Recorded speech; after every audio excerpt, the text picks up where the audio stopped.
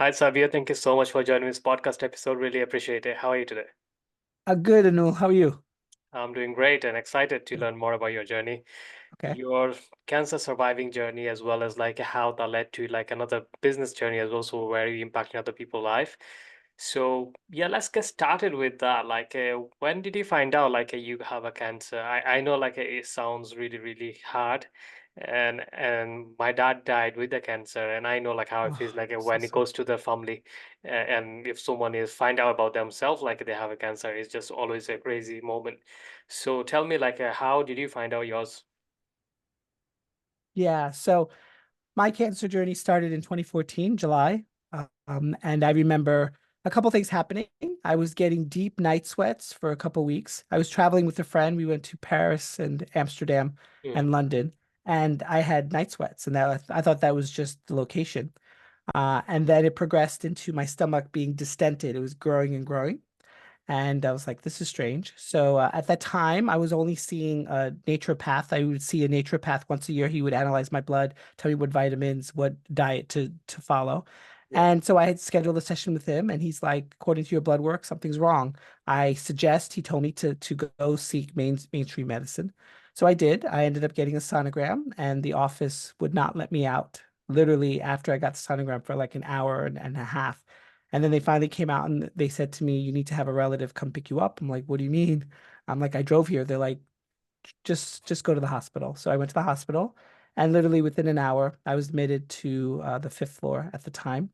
And that night, I heard nurses whispering that I would be transferred to the seventh floor, which they call the cancer floor. So I had an inkling that night that it was cancer. Wow. I didn't know what kind of cancer.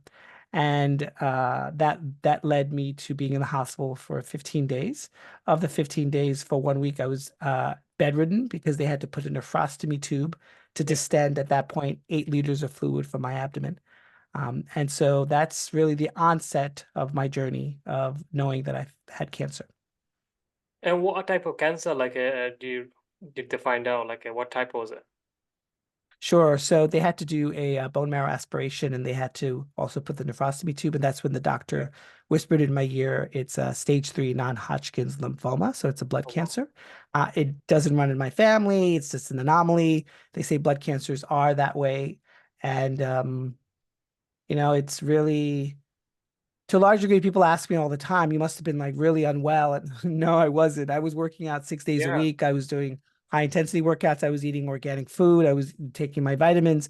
But I will say, I have to be truthfully honest, I was going through an emotional turmoil with a Mm, couple of other people. We had a business venture that didn't go well. So I'm not saying that was the reason for it, but I'm saying in my life, if I look beyond just the right things to yeah. do, there was other things happening that could have precipitated an additional layer of stress on my life. Yeah, so it's basically for other people, they're normally unwell, their eating habits is not right, they're alcoholic probably, they're taking smoking or things like that. So obviously, in case they're not exercising, you can tell these people probably have more chance of getting some kind of diseases, could be cancer or any kind of form. But when you're looking after yourself so much and everything, when that person gets the cancer, that kind of gets shocking to everyone, isn't it? And that goes to with myself as well. I don't have a cancer, but I have kind of similar. It's called ulcerative colitis. So they told me in 2022, I probably have a bowel cancer syndrome. So they put the tube Oh, in and everything. They checked out. I was really freaked out that time. And just one day, I was doing a podcast, I felt suddenly bit dizzy, and I thought probably overworked or looked through a computer for the screen for too long. Just gone as different room. I spoke to my wife, just feeling a bit off. Then it's starting getting to worse and worse because I was bleeding constantly so much internally, and I have no clue about it. And then I had to go to a hospital, and they checked it, and they was doing cancer screening, and I was like, whatever they're going through is it says on his screen, and I can clearly see that it's like a bowel cancer screening. And that actually put me through this different kind of thing. And they keep on asking I know eating well, or something, you have anemia. And I was like, yeah, I'm eating like a meat chicken and everything, like what I could possibly could. And how much, so as a guy, like you shouldn't lose that amount of blood. So there is something must be reason for it. So now I had my checks and everything like that. Then obviously eventually found out there's no cancer, it's just ulcerative colitis. But even then the process, it wasn't easy as well. So when you found out like about yourself, like they said like after diagnosis and everything, like you have a stage 3 cancer. So blood cancer, like even though you are fit and everything is fine, no genetic reason. So how did you take it? Like how was it? Like if it felt like,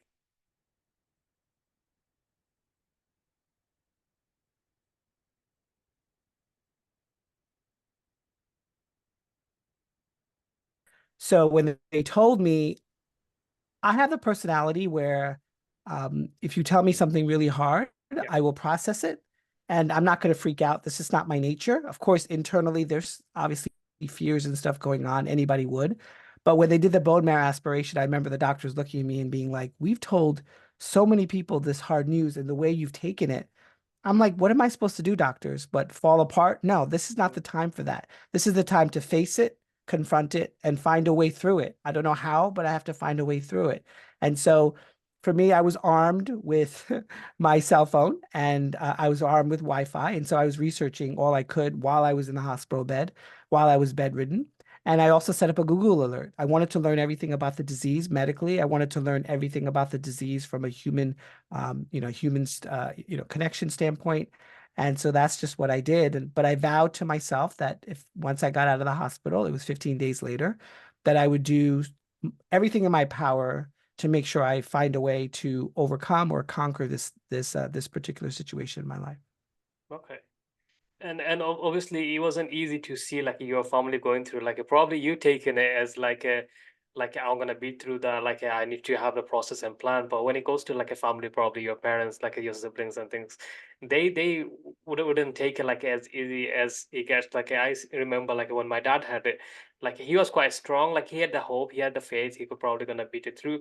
But we was devastated. Like at that time it was really, really scary. It was like a 2007, 2008 time, and it was in Bangladesh, so it's not in the UK. Like the treatment is not that great compared to other parts of the world.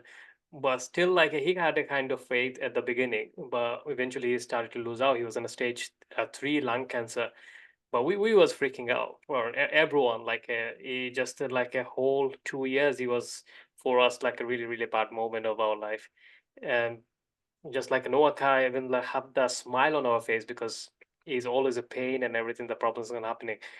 So now you know, like you have the problem and you need to face it. Like what happened, like after getting out of the hospital? Is it start to get chemotherapy? Like what was your medical procedure was? Sure. So before I left the hospital, the medical director spoke to me. She's like, "We know about your history. We know you haven't even taken aspirin." Yeah. So, but she's like, "I really recommend that you start the first round of chemo. If you don't, I don't know what's going to be your outcome." That's what she was very bold faced with me. So I Hmm. did my first round 3 days before I left, and then I had 5 successive rounds every 3 weeks. But in between those rounds, I did a whole bunch of integrated modalities. That's the path that was right for me. And Right. for me, I chose that path because it was a movie that inspired me. And in there's a quote in the movie about the middle way, and the middle way is the only way through something. And so for me, that felt right, even though I had a really good friend who said to me, "You sure you want to put those poisons in your body? Because chemo, it's helpful, but it also eradicates everything and Yeah. anything." But I decided to make the choice for myself, and so like I said, I did a whole bunch of integrated modalities, including energy medicine. I researched the Quran. I looked high and low for the answer, and fortunately for me, in 4.5 months after doing 6 rounds of chemo along with a whole bunch of integrated modalities and I suffered very low symptoms of side effects. I Yeah. was able to beat the diagnosis. I got my remission status in the same year, 4.5 months later in December. And this past December, now it's been 9 years of remission. After Great. 5 years, I decided I wanted to do something with it. And so here I Mm. am. That's great, brother. Congratulations on that. And I hope it stays Thank you. safe, like till you die, like with normal causes, and not like going through the Yeah, of process course. over and over Of again. course. Is it like a really scary part? So now, obviously, you feeling better yourself and you started working with other individuals like who's going through similar process as you've been through, like where did that come from with the idea like I want to help those people like as been going through that? Like a lot of people will carry on with their life like how you would like the previous career you had. So what motivated you to help others? Yeah. So for me, it was I waited 5 years because 5 years is not a guarantee, but once you hit 5 year mark, they say it's less likely to occur. Mm. And so I was an IT guy. That was my career. And I said, if I'm going to go this path, I need to understand what this is. And so I ended up becoming a board certified wellness coach. I passed my boards. I then had a podcast, so I launched that. I have a writing background, and so I became a media journalist, and I pitched an idea to my editor. And my editor was like, oh, that's interesting, cancer survivors. So he thought of a great title. I survived cancer. Here's how I did it. At this point, I've interviewed 200 cancer survivors, all walks of life, different types of cancers. And from that interview series of 200 cancer survivors, my editor came to me and said, we should make a book out of this. So I ended up launching a book a year and a half ago. I selected 35 of their stories, including my own. And I woke up the next morning and became a bestseller in 4 categories, which to me, the message of hope translated, which is really the reason why I did it. And then to make a cherry on top for all these is this past October of 2023, I did my first TEDx talk entitled 7 Minutes to Wellness, How to Love Your Inner Stranger. And it got released at the end of December.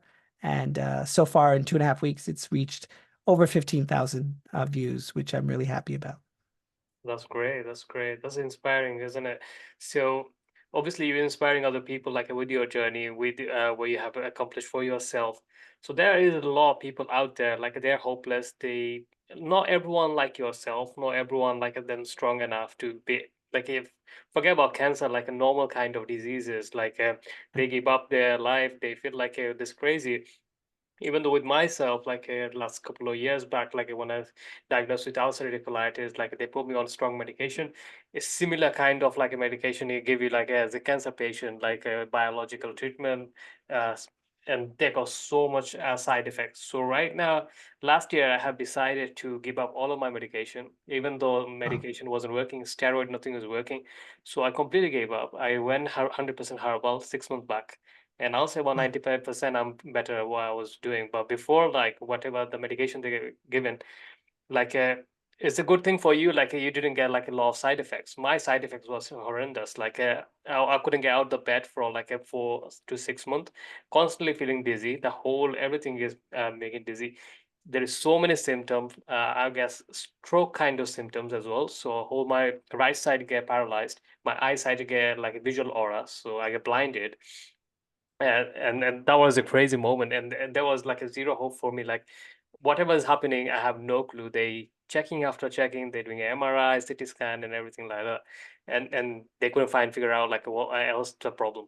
They know like the problem will have like a gut issue, but they don't know like what else is causing it, like all symptom. They thought like I could have like a brain tumor, I have like a kidney problem, and after end of everything, like there was all side effect of medication and increase all of my cortisol level, and the anxiety level is really really high, and obviously causing the whole problem.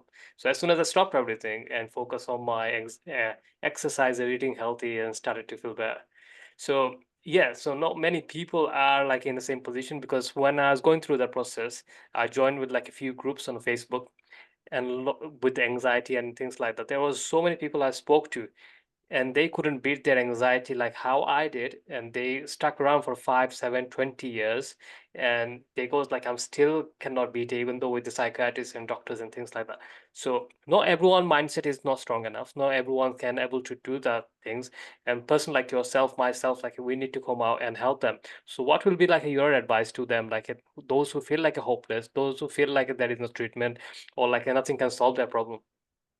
mm. So when I think of cancer or any other type of disease, it's a very physical disease. And that was really my trigger. This idea that even though my physical body is experiencing these pains, I have a mental state. I have an emotional state. I have relationships. I have all these different areas of my life beyond what's happening to me physically. And a large part of how I work with, so I primarily only coach cancer survivors. And the way I coach them is how to tell their story, how to find healing and wellness through their story and how to amplify their impact. As a journalist, I help them create that. Is it a book? Is it a podcast? Is it an article? How do you want to tell your story? But in order to tell your story, you have to know yourself. And so we Yeah. go through these phases of mental, emotional, physical, spiritual, soul. We go to these areas. And to answer your question, I detail it actually in my TEDx talk. And I have a framework called the Aloha reboot. Aloha is a Hawaiian word. It means kind of hello, hi. And basically, A means acknowledgement. Acknowledge where you are in the present moment. L is listening. Listen to your inner voice. O is opening. Open yourself up to compassion, self-compassion especially. H is harnessing. Harness the power from within and pay close attention to that. Be kind to yourself in that process. And A stands for acting. Act with purpose. Take the steps necessary to make those happen. And so I made it very simple, or tried to make it very simple for the public, because at the end of the day, we all face things, and adversity is a common theme in the human experience. But what we do have the power over is finding ways to overcome that, or finding ways to help others overcome that. And I've committed my life purpose to it. I've often said to people, I would never probably say cancer was a blessing, but cancer showed me a new path. And the path I'm walking now is to be an example to other people that you can survive it, that cancer is not a death sentence, and there's ways and means around our particular dilemmas in life. That's great. Thank you so much for the advice. I really appreciate that.